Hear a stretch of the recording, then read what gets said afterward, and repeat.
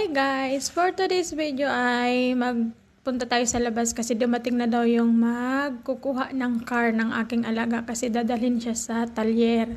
Kasi di ba nang nakaraan pinapalitan ng gulong, ngayon naman ay kukunin siya.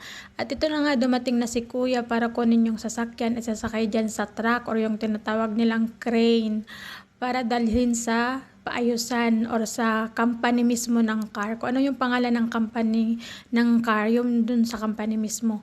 Kasi nga siguro makina na yung sira, ay hindi na madadala guys ng kung ano pa, di ba?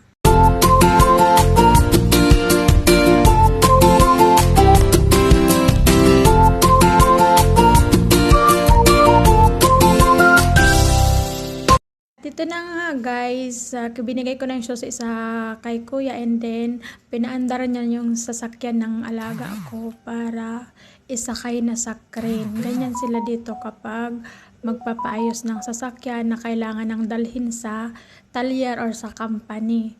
Diba ang cute ng sasakyan ng alaga ko guys. Iba talaga pag mayayaman, no? Kapag may mga konting sira lang yung sasakyan, talagang dalhin na kaagad sa paayusan, papalitan na kaagad ng kung anong pwedeng, yung mga papalitan na bahagi ng sasakyan.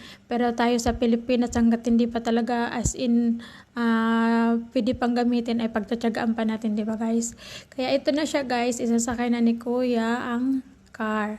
And then, siguro mga ibabalik yan mamaya or kinabukasan. Pero di ko lang alam. Kasi minsan kasi nagtatagal siya. Depende siguro sa problema ng sasakyan, di ba? Kasi nga yung alaga ko ay wala dito. Nagbakasyon siya. And then, yung sasakyan siguro gusto ng nanay niya na pagbalik niya ay okay. Kasi ganun niya kamahal yung mga anak niya. Kasi ganyan naman talaga tayo, di ba? Pag magulang na tayo, lahat ng gagawin natin para maging okay at maging masaya yung mga anak natin. Kaya, saludo tayo sa lahat ng mga magulang dyan.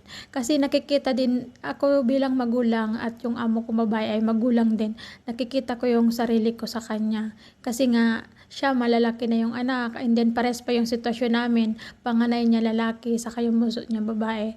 And then, magkaano lang yung edad ng anak kong babae, yung anak kong lalaki, saka sa anak niyang babae ata. Medyo malapit yung edad nila guys.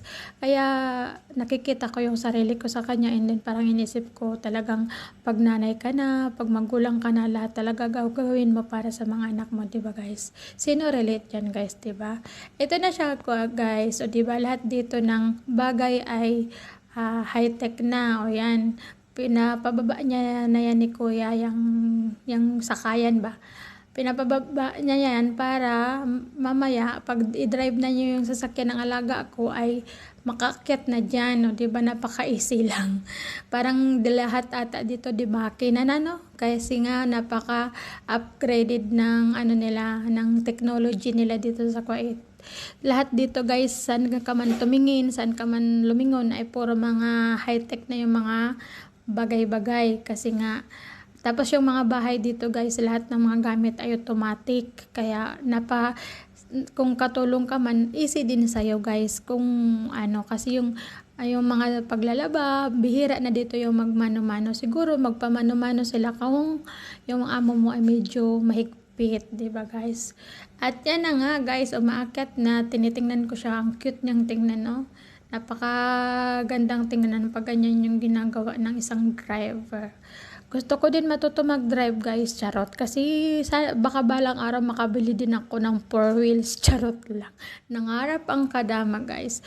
Pero guys, nun ka, hindi naman masama mangarap, diba? Basta wag lang tayong mawala ng pag-asa at